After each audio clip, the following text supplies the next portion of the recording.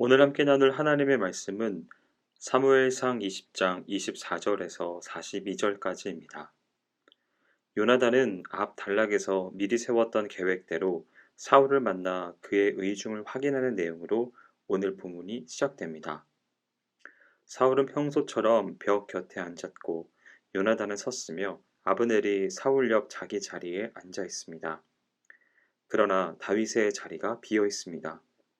첫째 날에는 사울이 아무런 말도 하지 않았는데 그가 생각하기를 다윗에게 무슨 사고가 있어서 그가 부정하구나 생각하였기 때문입니다.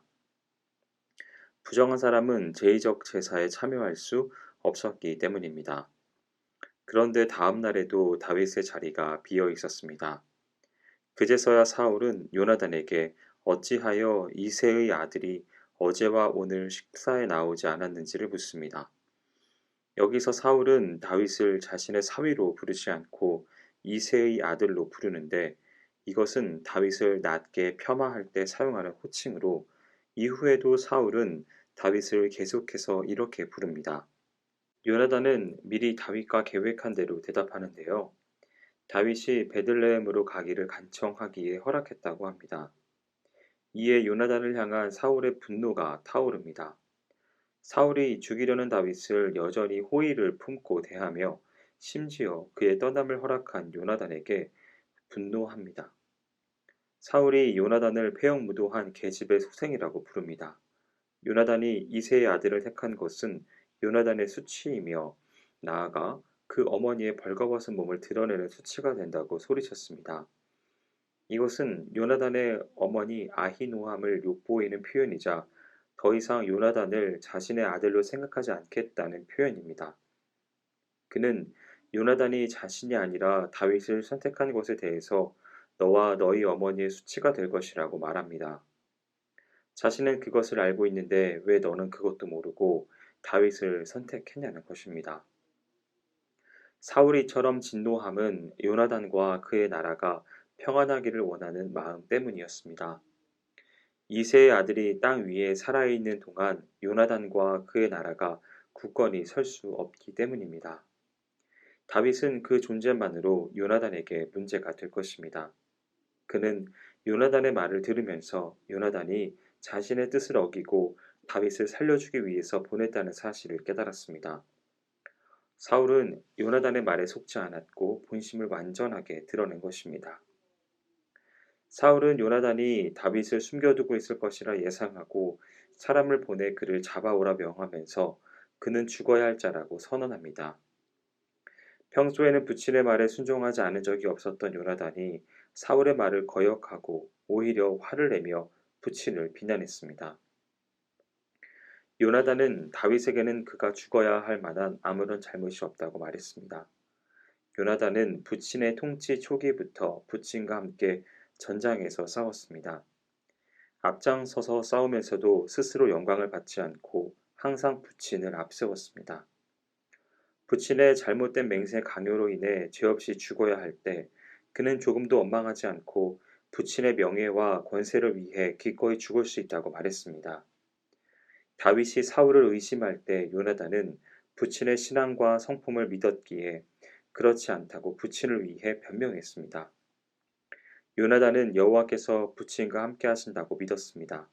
죽는 순간까지 헤어질 수 없다는 듯 부친과 함께 전장에서 죽음을 맞이했습니다.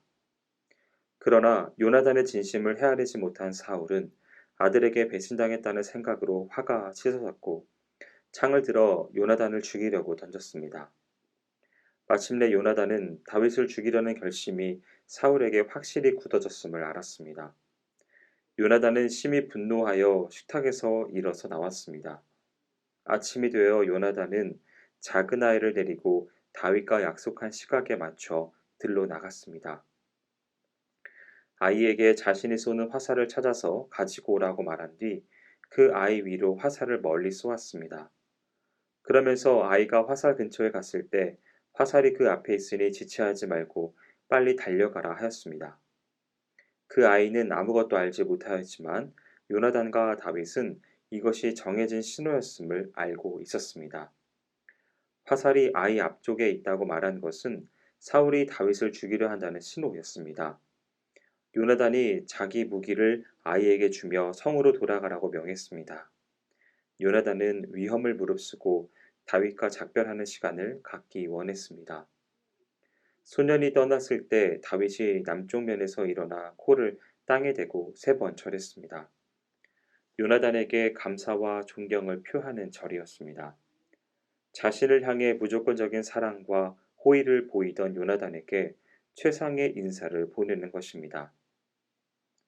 마지막까지 신앙으로 격려한 서로는 인사를 마치고 각자의 자리로 나아갔습니다.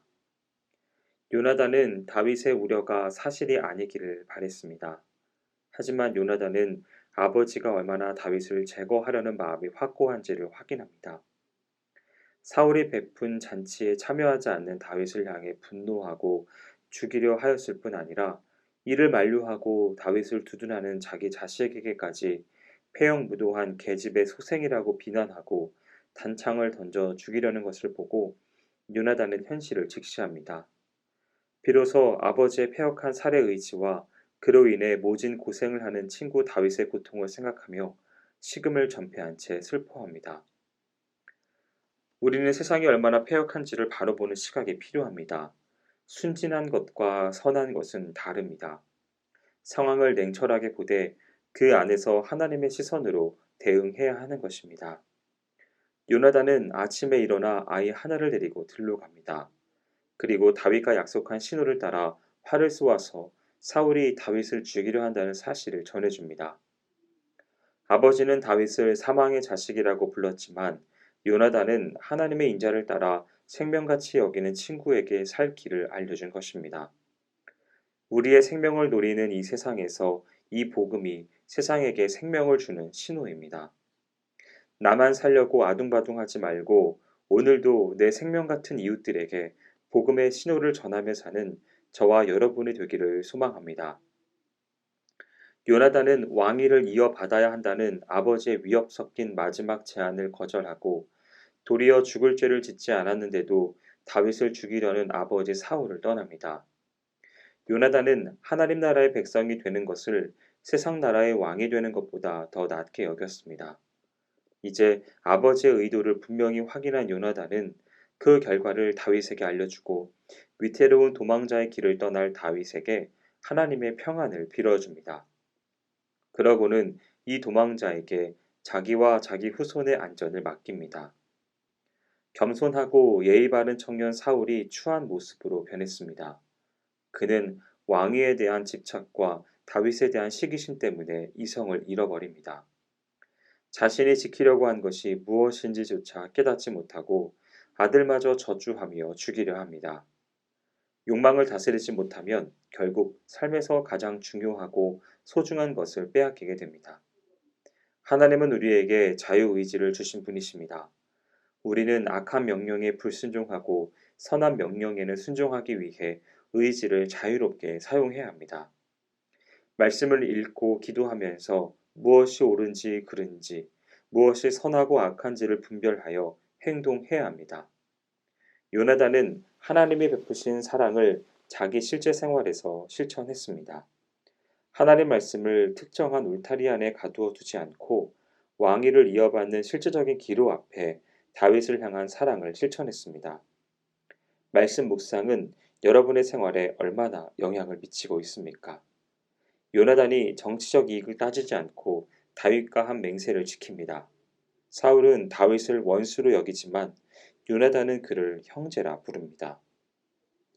이익을 따라 친구도 적이 되고 적도 친구로 변하는 세상이지만 다윗과 요나단처럼 주님을 향한 믿음과 사람에 대한 신의를 지키는 신실한 그리스도인으로 살아가시기를 권면드립니다. 사랑하는 여러분, 인간의 악함은 결국 신을 찔러 죽이고 스스로 신이 되려고 하는 것입니다. 자기 옳은 대로 사는 인생의 결말을 사울이 고스란히 보여주었습니다. 하나님도 자신도 성찰하지 못하는 약함이 악함을 이기지 못하는 것입니다. 따라서 우리는 우리의 상황을 잘 파악하는 것이 필요합니다. 자신의 위치를 겸손히 성찰했기에 왕권을 탐하지 않았던 요나단처럼 말입니다. 우리의 인생이 다윗과 같이 광야의 길로 내몰아지는 비참한 상황일 수 있지만 끝까지 인내할 때 우리의 인생 가운데 선하게 인도하시는 하나님의 동행을 경험하게 될 것입니다. 바라기는 오늘 말씀을 대하는 모든 분들은 자신의 욕심을 채우기 위해 광기를 죽이시고 하나님의 선의를 의지하여 그분의 말씀에 순종하는 귀한 삶을 살아가기를 축원드립니다. 기도하겠습니다. 사랑의 주님, 우리에게 주변을 돌아볼 수 있는 눈을 주심으로 인하여 감사드립니다. 하나님이 내버려 두신 바 되사 끊임없이 누군가를 죽이며 또한 죽어가는 어리석은 사울의 길로 행하지 않도록 인도하여 주시옵소서. 요나단처럼 용기 있게 사랑하고 다윗처럼 흔들림 없이 마음의 자세를 지키는 서로의 삶의 무게를 끝까지 감당하는 우정의 공동체, 언약의 공동체로 서도록 우리를 인도하여 주시옵소서. 행하실 주님을 기대하오며 예수님의 이름으로 기도합니다. 아멘.